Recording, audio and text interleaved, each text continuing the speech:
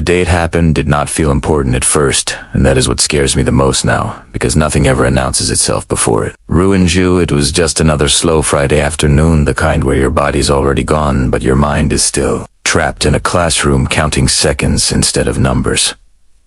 And the air felt tired, like it had been breathed too many times by bored students who wanted to be anywhere else. And I remember how restless everyone was, how chairs creaked and shoes tapped and whispers floated around about plans and freedom, and the simple belief that nothing bad could touch us inside those walls. Because school was supposed to be safe by default, and I was barely paying attention to anything real when our teacher gave up on the lesson and smiled in that easy way that made him feel more like an older brother than an authority figure. And he pulled up a silly game, and for a few minutes we were laughing and relaxed and human, and I remember the exact second that normality snapped, because it is burned into my memory like a scar that never fades. The loudspeaker crackled, and the voice that came through it did not belong in a place like that. It was rushed and sharp and scared, and when he said this was not a drill, something deep in my chest dropped like I had missed a step on the stairs, and the room changed instantly. The lights went out, the fast desks scraped, and shadows swallowed the walls, and we were pushed into a corner like we were hiding from something ancient and hungry. And no one knew why yet, but everyone felt it, and the silence that followed was worse than any sound, because it left too much space for imagination, and fear loves empty space. It crawls into it and grows, and I remember the buzzing stopping and realizing that the building itself had gone quiet, like it was listening, and then the screaming started far away at first and then closer and closer, echoing through the halls in a way that made it impossible to tell where it was coming from, and when the banging began it felt unreal, like something from a nightmare. You wake up from too late, and when the words came with it, promising death, promising pain, promising that we were about to be found, my body went cold and my thoughts stopped working, and I understood in that moment how thin the line is between normal life and absolute terror, and how quickly it can be crossed without warning. And even when the sounds moved away and explanations came later, the fear stayed, because once you hear something like that, once you feel that close to disappearing, it never really leaves you. It just waits quietly for the next dark hallway, the next locked door, the next moment when silence feels too loud and wrong. The footsteps kept echoing through the hallways, and every creak of the floor sounded like it was coming closer to us, and my heart was pounding in a way that made it hard to even think, and every shadow in the corner of the room looked alive, like it could jump at any second. And I remember thinking about my parents and my life outside these walls, and how fragile all of it seemed in that moment, and no one dared to make a sound because the fear was contagious and tangible, and it pressed on our chests until breathing felt heavy and unnatural. And then came the pounding on our classroom door, and the sound was so violent and sudden that one of the girls screamed, and it made all of us flinch and hold our breaths, and the banging just grew stronger and louder, and the man was screaming words that were barely recognizable as language, and I could feel panic rising inside me like a storm that would not stop, and I wanted to run, but I could not. And the silence after each scream was worse than the sound itself, because it left space for every possible horror to crawl into my mind, and I imagined everything he could do, and every outcome was worse than the last. And my friends around me were frozen. To some of them were crying quietly, and others just staring blankly, and I realized in that instant how easy it is for chaos to enter ordinary life, and how quickly safety can vanish, and how thin the walls really are between normal and absolute terror. And the world outside the classroom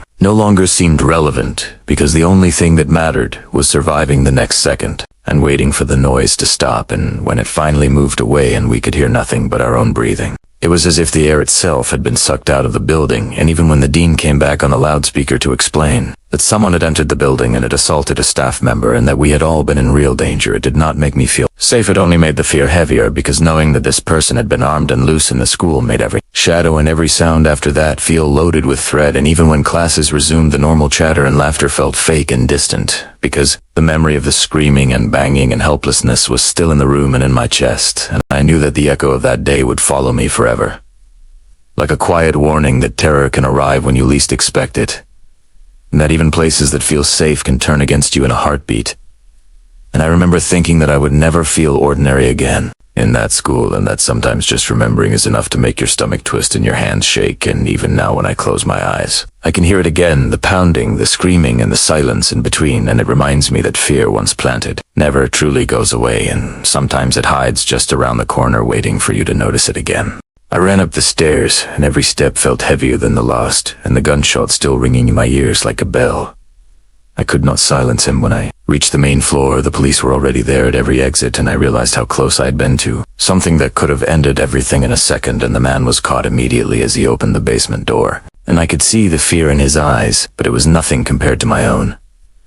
And Mr. Buckley survived the gunshot, which felt like a miracle. Had been completely chaotic, and no one knew what had happened until later when the details came out about some feud that had led this man to pull a trigger that should never have been pulled. And I remember standing there and feeling my legs shake, and my hands tremble, and my chest heaving with every breath, and thinking that this sound, this single gunshot, would forever echo in my mind in every quiet hallway and in every shadow that moved in the corner of my vision. And I realized how fragile life is, how quickly everything can be destroyed, and how little control we actually have. And even after the man was taken away and the school returned to some semblance of order, nothing ever felt normal again, because the fear, the adrenaline, the helplessness, it stayed with me like a mark on my soul. And I would wake up in the middle of the night and feel my heart pounding and imagine the footsteps coming back, and sometimes I would hear a distant sound and my body would freeze before I even realized it was nothing. And I know now that the memory of that day is part of me and will never leave me, and that sometimes